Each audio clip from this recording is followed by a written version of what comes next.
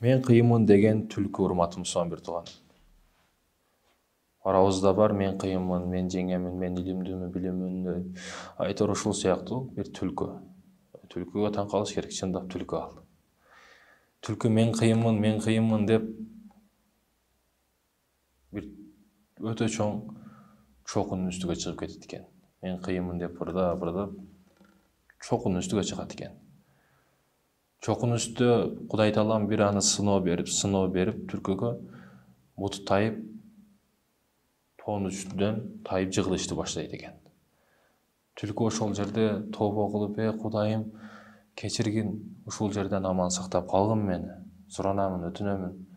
Суранычым, жанышым ушул, мени сактап калгын дейт экен. Кудай Таалам ага өмүр берип, баягы жерден жакшына болуп, эч кайерге зыян жетпестен түлкү түшөт экен. Көздөрүн ачса күн тийип турат. Жээкке жеткен. Ордунан туруп, сүйүнүп, кубанып, менин кыйындыгым Кудайды дагы алдап койду деп, дагы мен кыйынмын деп ырдашты баштайт экен. Ырдап кетип жатса, аны бүркүт илип кетет экен.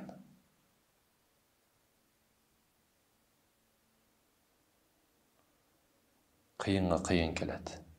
Кыйынды сындыра турган Кудай бар.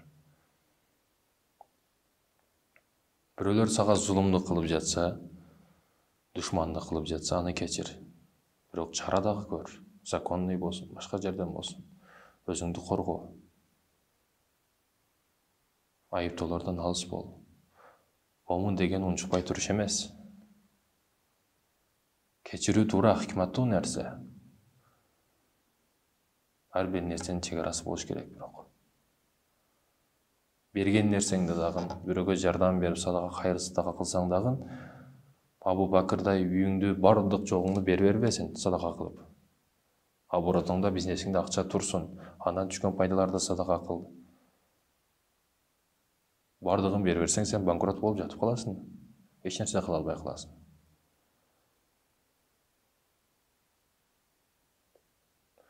Ошондуктан урматтуу суан бир тууганым, кыйынды кыйын сындырат. Тентекке теңелип терек бою секирбе.